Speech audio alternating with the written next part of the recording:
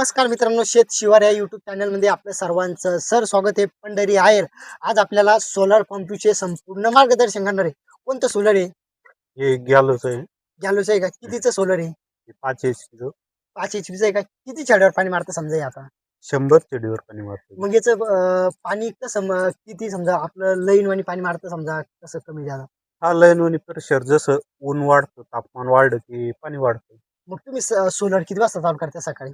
आम्ही सकाळी 8:30 संध्याकाळी किती वाजेपर्यंत चालतो? 5 वाजेपर्यंत चालतो. मग पाणी कमी जादा होतं काही असं? हा जसं सकाळी 8ला चालू केलं का आपण हा. तर थोडं 10 वाजेपर्यंत थोडं कमी प्रेशर राहतं, नंतर वाढतं. मग त्यानंतर हा. संध्याकाळी समजा 3च्या नंतर प्रेशर कमी व्हायला लागतं. हा. 5 वाजेपर्यंत जास्त कमी होतं. 5 वाजेपर्यंत उन्हाचं दुपारी समजा. दुपारी फुल चालतं. मग हे सोलर किती वॅटवर चालतं समजा आता? हे तरी बी तापमानच्या हिशोबावर चालतं. नाही, पण किती वॅट बसून पुढे चालू होतो? हे 250-300 पासून चालू होतं. 250-300 बसून. हा. मग तुम्हाला कोणतं सोलर भारी बरं आता सध्याच्या घ्यायचं साठी वाटलं कोणाला तर? तसे कंपनी सगळे चांगल्याची काही अडचण नाही. फक्त एवढे काही कंपन्या आहेत सर्व्हिस चांगली देते आणि काही लेट सर्व्हिस देते, त्याच्यामुळं कोणतंही घेऊ शकतो आपण. कोणतं घेऊ शकतो? म्हणजे सोलर बिल किती दिवस झाले तुमच्याकडे? हे 3 महिने झाले आता. 3 महिने झाले का? मग आता लोक येत की प्रॉब्लेम आला का? काहीच अडचण नाही आली आपल्याला. मग याच्यात कंपनीची वॉरंटी कशी राहते आता? कंपनीची 5 वर्षाची गॅरंटी राहते. हा. 5 वर्ष काही बी झालं नुकसान आपलं, हा. कंपनी आपल्याला बदलून देते. आणि 5 वर्षानंतर त्याच्यानंतर आपल्याला स्वतः खर्च करावा लागेल. पुरी गॅरंटी किती वर्षाची राहते सोलरची मग? सोलर तसं 20-25 वर्षे चालतं, पण त्याच्यानंतर सांगते पुढे. तुमच्याकडे किती सोलर मग आता सध्या सगळे? हे आता तिसरं आहे आपल्याकडं. 30 सोलर आहे का? हा, मग पहिले सगळ्या पहिले एक आपण लुबी कंपनीचं घेतलं होतं. हा. त्याचा व्हिडिओ बनवले आपण. हा.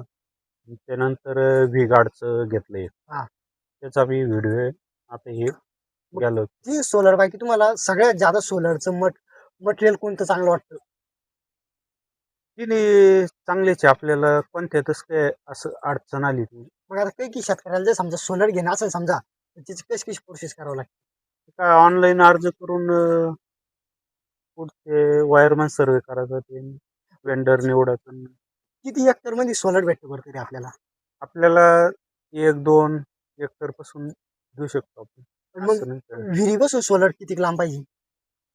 विहिरीपासून काय 20 फुटाच्या जवळपास बस.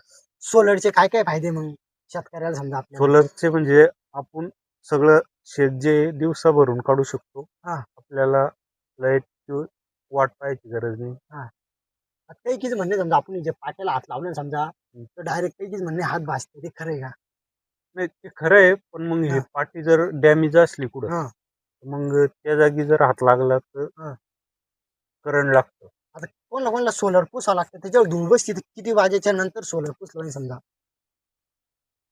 ते 8-10 दिवसातून एकदा धुवून काढायचं, पुसून काढायचं. नाही, पण कावशिक उन्हाचं का असं 6-7च्या नंतर संध्याकाळी? नाही, संध्याकाळी पुसलं तर चांगलं आहे. संध्याकाळी पुसलं हा. चांगले. मग आता सोलरची एखादी जर पाठी डॅमेज झाली, ते कसं समजतं आपल्याला? ते आपल्याला टच लागेल दिसली तर समजून जातं. मग त्याला समजा काही सोलरला टच गीस लागले असतात, त्याला हात लावायचा नाही. नाही, हात नाही लावायचा. मग आता हे सोलर 100 छड्यावर पाणी मारतं बरोबर आहे. हा. तर मग आज समजा 150 छड्यावर जर मारणार असेल तर मग कसं करावं लागतं? त्याला आपल्याला हेड बदलावं लागेल. म्हणजे 50 CHPचा हेड घेतला का हा. ते जास्त लांब पाणी नेतो. हा. त्याच्यानंतर अजून 70 मीटरचा हेड भेटतो. हा. ते त्याच्यापेक्षा जास्त लांब चालतो, म्हणजे चालतो. खोलवर बी आणि लांबवर. मग आता गॅलो कंपनी सोलर आहे, याला तुम्ही इथे खाली कुठे ठेवले का मोबाईलवर अटॅच केले? नाही ना, आपण बटनवरच ठेवले, हा. मोबाईलवर नाही केलं. हे चालू बंद आहे माझं सध्या. आता बंद आहे. मग मोबाईलवर जर ठेवणार तर कसं ठेवू शकतो आपण त्याला? आपल्याला ते ॲप घेणं पडतं आणि त्याच्यात तो MKID राहतो, ते त्याच्यामध्ये टाकून आपण त्याला मोबाईलवर कनेक्ट करू शकतो. कनेक्ट करू शकतो. मग तुम्हाला अजून काही माहिती आहे सोलर विषयी? अजून काही नवीन माहिती?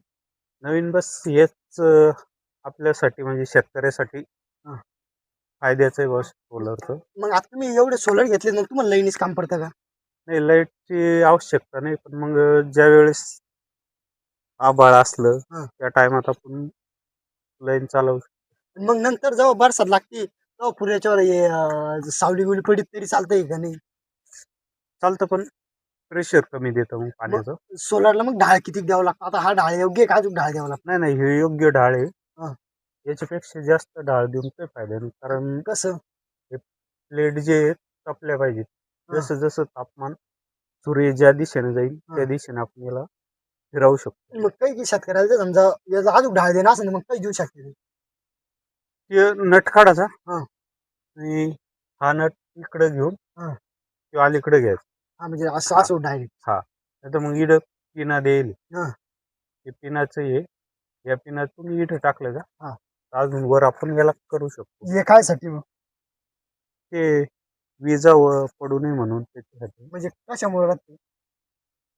असं वीज पडून नुकसान होऊ नये हा. त्याच्यासाठी. तर मग वीज त्याच्यावर पडते डायरेक्ट? हा, त्याच्यावर पडते. त्याच्यावर चालले जाते. पण आपल्याला माहिती दिल्याबद्दल त्याचे खूप खूप धन्यवाद.